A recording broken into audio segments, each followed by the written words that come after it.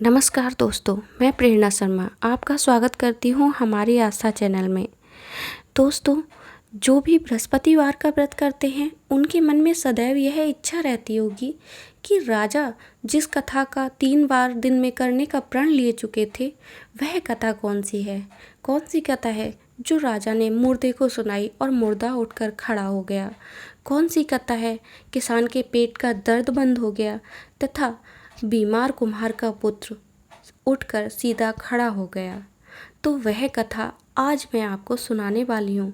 कृपया ध्यान से सुने और कथा को पूर्ण सुने। ओम नमो भगवते वासुदेवाय। एक दिन इंद्र बड़े अहंकार में अपने सिंहासन पर बैठे थे।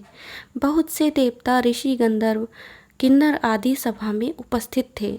जिस समय बृहस्पति देव वहां आए, सबके सब उनके सम्मान में खड़े हो गए, परंतु इंद्र खड़ा न हुआ, यद्यपि वह सदैव उनका आदर किया करता था। बृहस्पति देव को यह अपना अनादर लगा और वे वहां से चले गए। तब इंद्र को बड़ा शोक हुआ। सोचा उसने कि मैंने तो गुरु का अपमान कर दिया है। गुरु की कृपा से जो धन और वैभव मुझे मिला है, कहीं वह नष्ट और भ्रष्ट न हो जाए। मुझे गुरु से क्षमा मांगनी चाहिए। इसलिए उनके स्थान पर जाकर उनसे क्षमा मांगने के लिए इंद्र चल पड़ा।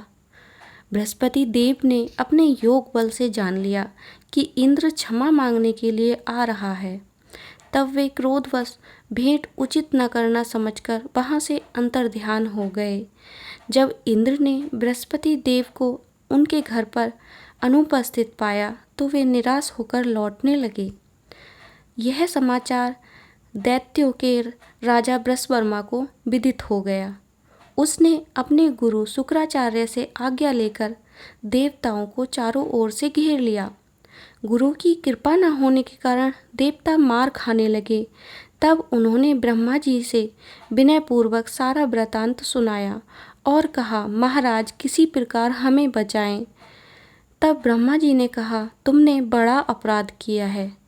तुमने गुरुदेव को क्रोधित कर दिया है। अब तुम्हारा कल्याण इसी में है कि त्वष्टा ब्राह्मण का पुत्र विश्वरूपा बड़ा तपस्वी और ज्ञानी है, उसे अपना पुरोहित बनाओ तो तुम्हारा कल्याण होगा। यह वचन सुनते ही इंद्र त्वष्टा ऋषि के पास गए और बड़े विनीत भाव से त्वष्टा ऋषि से कहने लगे कि आप हमारे पुरोहित बनिए, जिससे हमारा कल्याण हो। तब त्वष्टा ऋषि ने उत्तर दिया कि पुरोहित बनने से मेरा तपोबल घट जाएगा, परंतु तुम इतनी विनती करते हो, इसलिए मेरा पुत्र विश्वरूपा तुम्हारा पुरोहित बनेगा और तुम्हारी रक्षा करेगा। विश्वरूपा ने पिता की आज्ञा से पुरोहित बनकर ऐसा यत्न किया कि हरि इच्छा से इंद्र बृहस्पति को युद्ध में जीतकर अपने इंद्रासन पर स्थित हुआ। विश्वरूपा के 3 मुख थे। एक से सोमपल्ली लता का रस पीते थे, दूसरे से मदिरा पीते थे, तीसरे मुख से अन्नादि भोजन करते थे। इंद्र ने कुछ दिनों के उपरांत कहा कि मैं आपकी कृपा से यज्ञ करना चाहता हूँ। जब विश्वरूपा की आज्ञा अनुसार यज्ञ प्रारंभ हो गया, तब एक दैत्य ने विश्वरूपा से कहा कि तुम्हारी माता दैत्य कन्या है, इस कारण हमारे कल्याण के लिए तुम्हें एक आहुति दैत्यों के नाम की भी छोड़नी चाहिए, तो यह अति उत्तम होगा। विश्वरूपा उस दैत्य का कहा मानकर एक आहुति दैत्यों के नाम की भी धीरे से लेने लगा। इसी कारण यज्ञ करने से देवताओं के तेज में कोई वृद्धि नहीं हुई। इंद्र ने यह वृतांत जानते ही क्रोधित होकर विश्वरूपा के 3 सरों को काट डाला।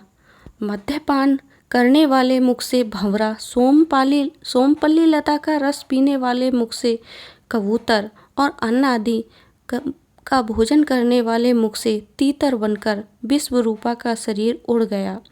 विश्वरूपा के मरते ही इंद्र का स्वरूप ब्रह्म हत्या के प्रभाव से बदल गया।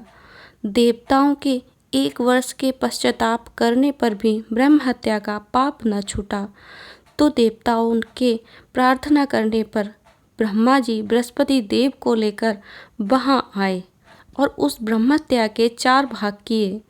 उनमें से एक भाग पृथ्वी को दिया। इसी कारण धरती कहीं ऊंची और कहीं नीची है तथा बीज बोने लायक नहीं होती है।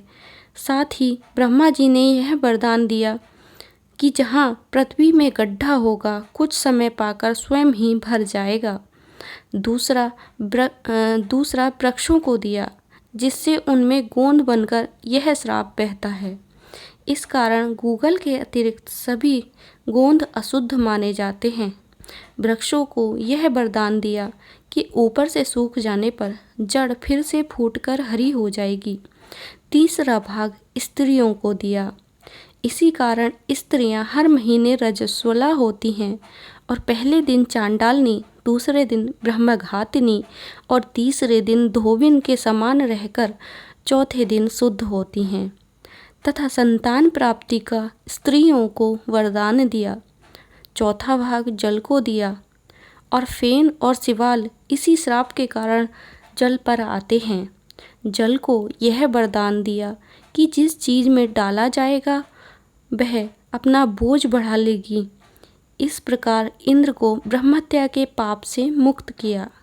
जो मनुष्य इस कथा को सुनता है अथवा पढ़ता है